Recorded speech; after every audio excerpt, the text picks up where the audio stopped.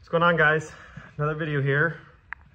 Sends through PowerStroke, you can enter to win right now. The oil you see all over underneath of that, that's because they fluid filmed the truck. So, just residue kind of drips for a couple of weeks, it seems like. But anyway, so giveaway for that truck is over. Dual entry for both of them at the same time is over, which if you see any of the videos, any of the previous videos, it is an overlapping period where it's the first week of this one, last week of that one, and they overlap, giving you a dual entry opportunity. So that giveaway is officially over. We should have a winner between June 2nd and June 9th. That is an approximate date range, but sometime between then we should have a winner for that truck. This giveaway will continue until June 30, but 30 times entries for this truck will only run until June 2nd. So keep in mind, however, today's video does not revolve around truck. This tractor, it's such a love-hate. I love the tractor because of the fact that it was my grandfather's and he used to use it all the freaking time. He had another one with a wide front end, exact same tractor, but wide front end he used all the time too. That one though, he sold a couple years before he passed. So we do not have that one here, but this one we do. And it's always kind of been a little bit problematic in the sense of, it just has been, because it always sits, and so then the carb needs messed with, this needs messed with, that needs messed with. It's just all kinds of different things.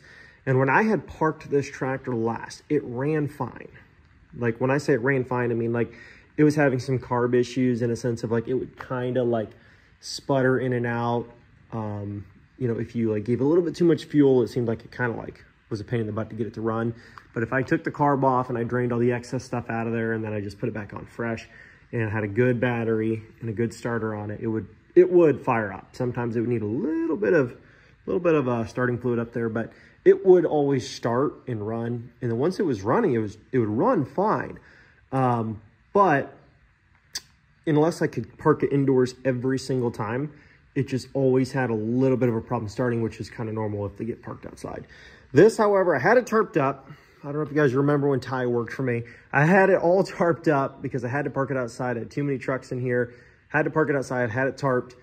And then Ty had pulled the tarp off for photos. And I said, just make sure you put the tarp back on. If you don't put the tarp back on, it'll get full of water. Water will get down that manifold because it's not a tight seal around there. This thing it's kind of loose, you see. So it's not tight. And I'm like, if water gets in there, it's gonna be an absolute monster to get this thing to run again. Especially if I can't get to it immediately. Well, water had gotten in it because the tarp never got put back on. It was forgotten about, and then I had actually been on my way out of town, so I didn't realize the tarp never got put back on until I was back home like a week later, and that week we just got tons of rain. So go figure. And ever since then, have not been able to get it to run. I have not even really been able to get this thing to turn over. I believe like once or twice I had got this thing to kind of rotate. It was just kind of being stubborn by hand, like putting the hand crank on. But ever since then, I have not been able to really get it to do a full rotation at all. So I did a few things recently. I took the fuel bowl off. As you can see, it's gross. I took that off. Took the screen out because look how gross the screen was. It got worse because it sat for almost a year outside. And then I took the fuel tank and I drained the whole thing. So can't see anything in there because it's dark, but there's no more fuel in there. So I just drained it and put the top cap back on. And then underneath, of course, you can see I don't have the fuel sediment bowl or the screen on there anymore. It's just sitting there, not covered up, but it is closed right there. It's tightened up, closed now. And what I'm trying to do now, I'm gonna have to work on everything as I go. Right now, I'm trying to get the engine to turn over, to at least cycle. So, I'm not messing with the carb or anything else for now because none of that matters if I can't just get it to rotate. So what I did was I took order and took note of all the order that these plugs have to go. I took note of the order that they have to be plugged in. And again, this might be a different issue because these are kind of badly corroded as well. And I even took the plugs out themselves and they had some like rust on the tips of the spark plugs and stuff. So that could be a totally different problem. But like I said, the main problem right now is it won't even rotate. So I took those off and I put some ATF and brake fluid down in each one of those holes and I let it sit. And it's been about 24 hours now. because I'm trying to get, you know, if it is stuck from water getting in there and corrosion, I'm just trying to get these to break loose little by little. And this might take several days. It could even take a couple of weeks of like checking it, adding some, trying to bump the tractor back and forth a little bit in, you know, fourth gear or something, or trying to rotate this with a you know, pipe wrench or something. Like, it might take a little bit of just, you know, adding some, kind of trying to wiggle it, trying to get it to kind of break loose a little bit. It might only rotate a little bit, and then it might not do any more until I top it off with a little more of that fluid and just let it do its thing. And then once I can finally get it to rotate, hopefully I can. That's just hopeful. I'm only hoping so, because before it was parked, it ran. Like, it ran when I parked it last. And then once the water got in it from not being covered back up with the tarp, it was supposed to, then I have not been able to really get this thing to rotate at all ever since. So, but if we can get this to rotate and we can get it to spin over, and then I'll try to get the starter to make sure that's working properly. Because again, it's one of those things that used to work, but I have the battery pulled out and everything else. So then I might just try to spin it without the plugs in to make sure if there is any water in there or any fluid that needs to come out, maybe it'll kind of be able to push out these holes to where most all of it can get pushed out. And then if that can happen, then we'll move on to the next process of, you know, trying to figure out what all needs to be replaced. It could be the distributor, it could be the wires, the plugs, the carb. There could be a number of different things that need to be checked. And the oil does also have water in it. You can see how there's water at the bottom there? It's a little bit milky. Yeah, there's water all up and down the stick. Okay, so that's going to be the next thing I'm also doing today is I'm going to be trying to get the plug off if I can, which could be a monster because the plug on this thing, here you can tell, but there's only like one side of it that you can get on. The rest of them are like messed up. So I'm going to try to get that off to at least drain whatever gunk is in there and water and fluid, get it out. Because I remember doing an oil change on this over a year and a half ago now. It was about 3 or 4 months before it got parked outside. And then when he took the tarp off and didn't put back on the tractor, I did an oil change on it. I put a new filter, drained all the fluid, put new oil in, and it was clean, it was clear. It was, you know, for as old as the tractor is, you know, I would check it periodically to make sure it didn't get low or anything, because it leaks a little, drips a little, burns a little, who knows. But, you know, and everything was fine until it sat. So this is going to be the project. Will it work? I don't know, but we're going to try.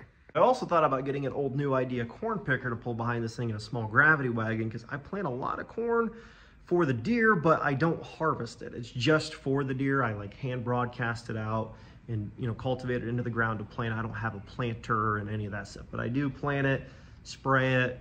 And last year we had an amazing turnout for what I planted. It was just buttloads of corn. There was so much left over even after the deer had at it all season. By even April, when I had to just bush hog it all down, there was so much corn. It felt so wrong just mowing it into the dirt.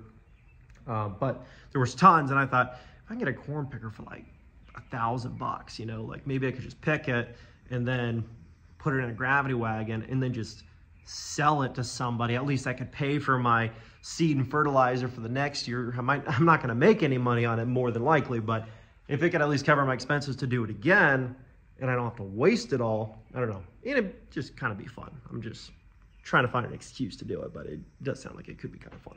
Because I do remember my grandpa did have a one-row corn picker for this thing a long time ago, and he had an old wagon he'd pull behind it. And it was really cool. I remember it as a kid sitting in the wagon, and there'd be, you know, corn dropping in off the thing, and it was kind of fun. So it would just kind of be cool to do that again. But anyways, we're just going to try to mess with this, see if we can rock it back a little bit. I'm not expecting that it'll turn over today, but try to rock it back, and if we can get some kind of motion, that would be kind of cool.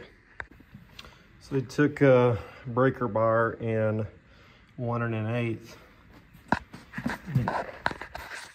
With that, it was able to bite onto this enough to get it. So I'm gonna film this to see what kind of color this oil is, or see what all comes out of here, honestly.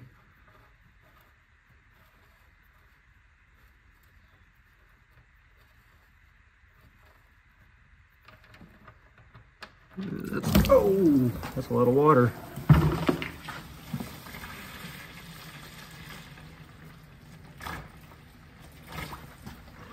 That is all water.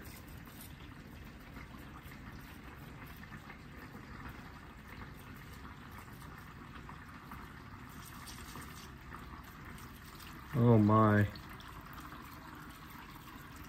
It's making a mess, but wow.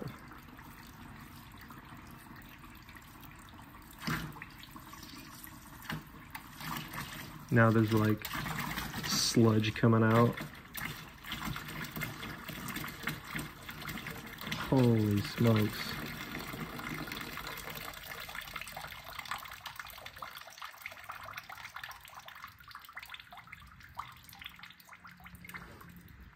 Wow.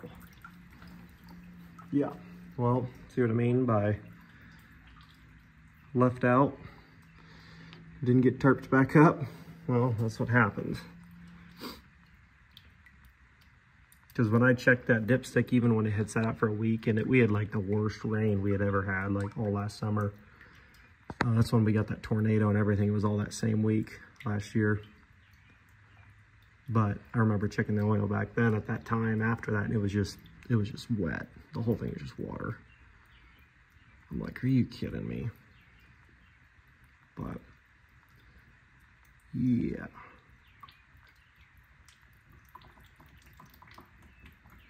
And that makes me nervous for the rest of it though. Because, oh man. I mean, that was full.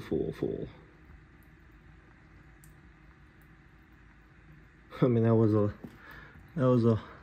there's definitely water spilled out over the side from the splashing, but like this is like a 16 quart capacity thing, and it's like filled to the brim. You can see the water kind of splashing back up out of the hole there. And this don't hold that much oil, I'll tell you that. Not compared to 16 quarts, I'm saying. So yeah, hopefully that water sitting there that whole time didn't completely ruin everything, because there's a chance that it did a whole lot more damage than just, oh, you got to break it loose and it'll be fine. It could have done a lot worse than that, actually.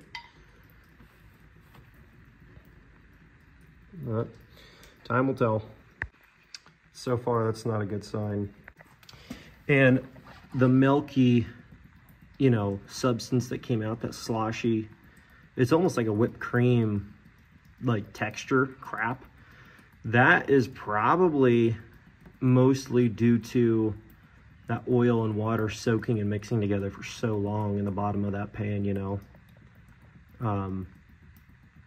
But yeah, my only hopes are that I'm probably gonna have to take this oil filter, well, not probably, I'm going to take this oil filter off also, obviously before this thing ever runs. But the oil filter, I'm probably gonna take that off now to see what that looks like, because there's obviously that texture and color of nastiness down there. But I'm hoping that that's only because the oil and water sat there mixed for so long, but you'll probably be able to get a little bit more intel on whether something more catastrophic is wrong. Perhaps, if there's any, there might not even be any left in here because it's facing upside down like this and it's been like this for so long. But if the oil in this looks just as bad as that, because that could have been from a totally different problem, like head gasket failure and stuff from before this got parked, you know what I mean? And I just didn't know about it perhaps, but we can check this and find out. Pulled all the spark plugs out, took note of the wiring order that they're supposed to go to each cylinder, put ATF and brake fluid in all four. It's been I think it's been 3 full days now. Each day I've come out, checked the fluid levels as far as I can see down in there, topped it off if it needed any more, tried to rock the thing back and forth in 4th gear, tried to use the spindle on the front with the hand crank and just applying more pressure that I can do on my own with the jack, just a little more than I can do to see if the front end of the tractor puts a little bit of weight up off the ground, to use the tractor's weight to help rotate it. Just a little bit, nice and easy. Nothing's worked so far. And I'm not necessarily tearing into everything right now, but I am going to remove the hood, set the hood in the back of my truck just to get it out of the way. And then I am going to start just cleaning things up anyway, regardless of what my next step's going to be. But my whole thought process on this tractor has kind of changed recently, because it's kind of frustrating because, you know, being an old Alice Chalmers, just an old tractor in general, you know, they're simple, but they are still finicky. They just kind of are. Like, it's just all kinds of weird small things that might not be anything catastrophic most of the time, but it's even when it runs good, there's always something stupid, like the starter's acting up a little funny, and then you have to clean all the connections and put it all back together, you know, just all kinds of weird stuff. So, but the defeating part is I can go buy one of these restored right now for like $2,000. But it wouldn't be this tractor, which is my grandfather's tractor. So it would mean the same, but I could literally have one restored for 2,000 bucks. Or I can buy all the parts to restore this one for like 1,500 bucks and hope that I can figure it out as I go to be able to do it all. And when I say restore, I'm not talking about like a showroom restoration. I'm talking about like overhauling the engine, stuff like that, and maybe, you know, painting it myself. That's all I'm talking about. Like, not like in-depth, every nut, every bolt, everything replaced. Not like that. So I've been thinking about it, and the thing doesn't run anyway right now. The engine will not even rotate. It did not that long ago. It's not like it's been sitting outside for 10 years and it's been sitting, you know, not ran with water in the engine for forever, you know. So it's not like, you know, it never ran and I'm trying to get something that I have no idea if it ever even ran in recent times to try to get it to run. It did run. It ran just fine until it got left outside and then the tarp got taken off and not put back. So, my thoughts are I'm going to remove the hood off the thing so I can at least see more of what's going on, and then start cleaning stuff up over the next couple of days, just cleaning up around the engine, the connections, degreasing some stuff, while I let this thing soak with ATF for just a handful more days. And then each day kind of try to rock it in fourth gear, try to, you know, turn it over by hand, just a little bit more pressure each time, and just see if it does come loose on its own. But there's a good chance that the cylinders have a little bit too much corrosion from sitting, that this method just might not work.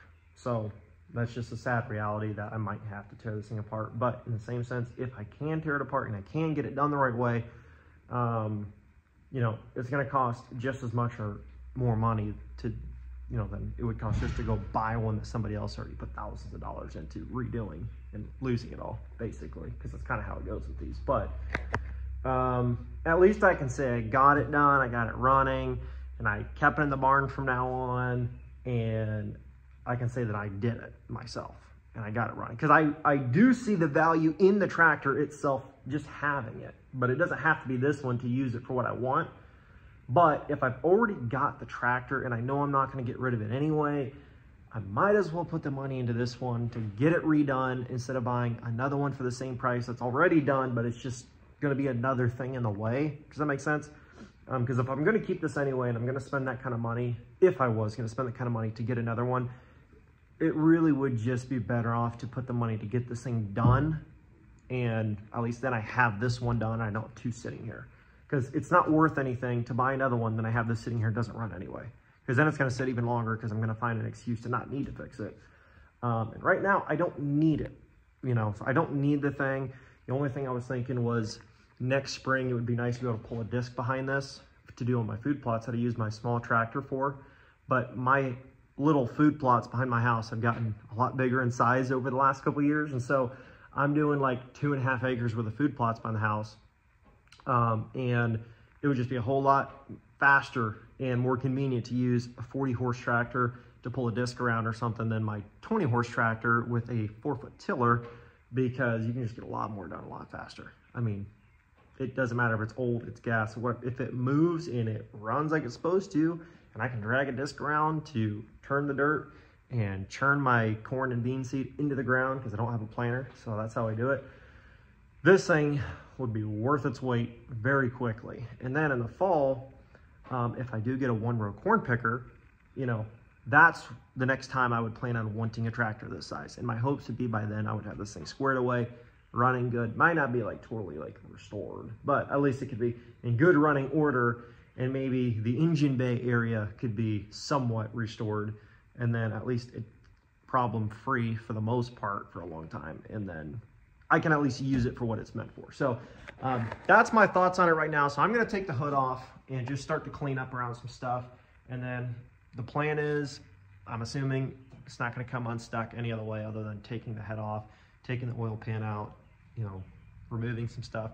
And we're going to see if there's any way we can get it broke free without having to go further than that, in terms of, like, hopefully I wouldn't get to the point to where it's like, crap, now the engine has to come out, because I'm not exactly sure how I would do that. I could figure it out, but I'm not exactly sure how I would do it. But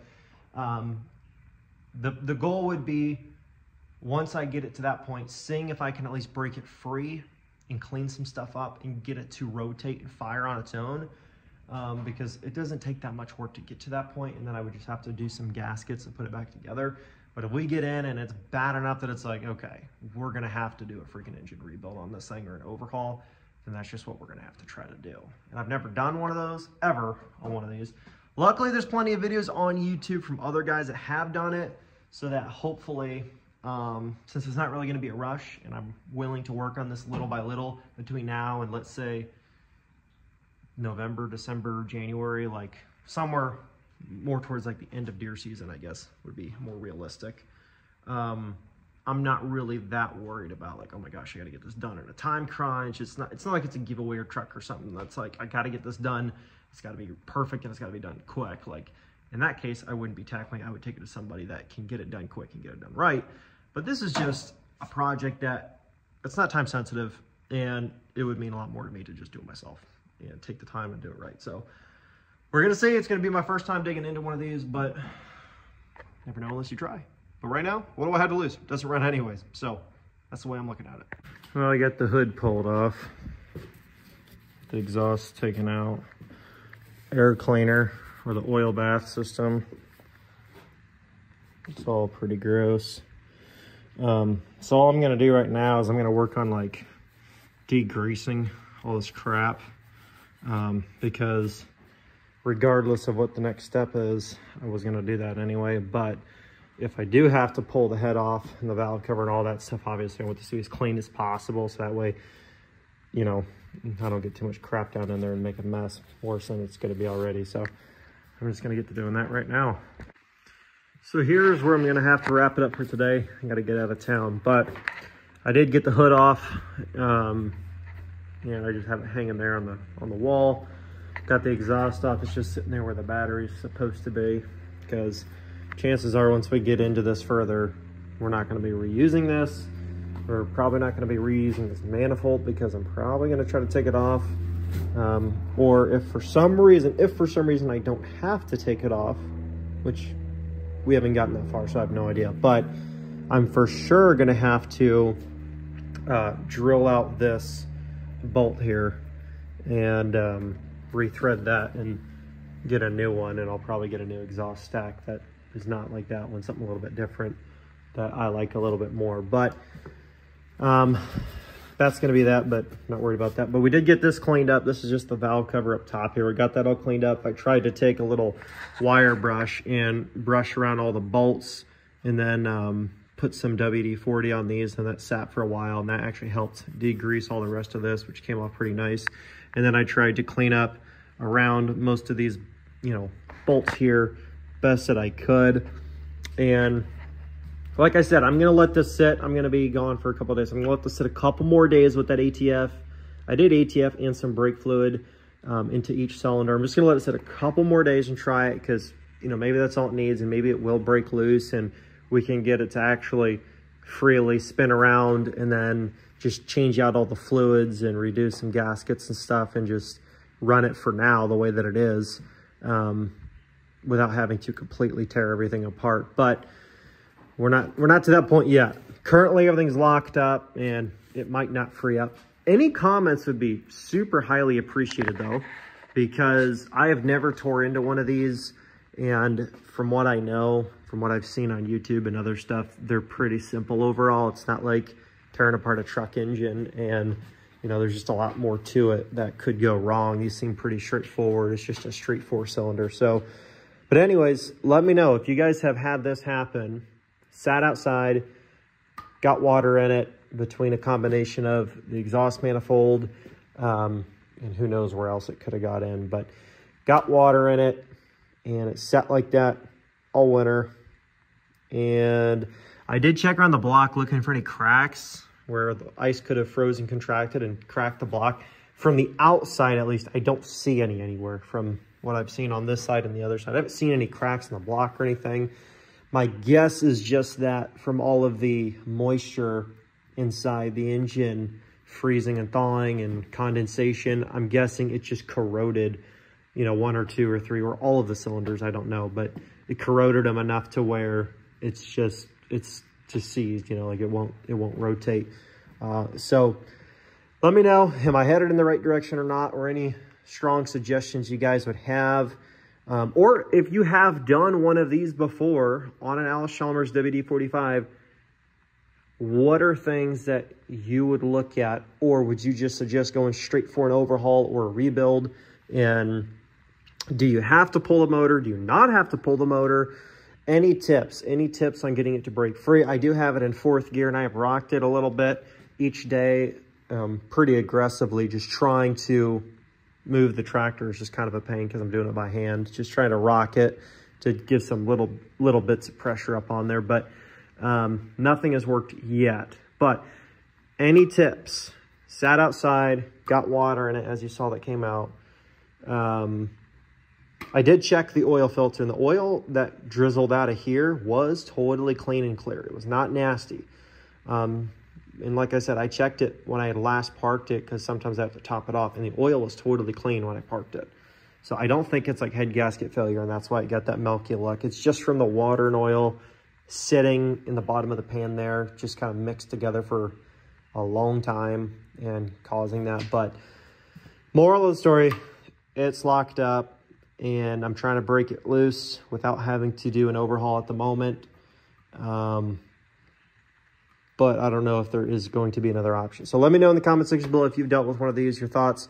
Anyways, guys, thanks for watching. If you want to get entered to win this OBS Ford right here, you can do that, lnpgear.com. Link is in the description below. Anything you buy is going to get you entered to win with 30 times entries only until this Sunday.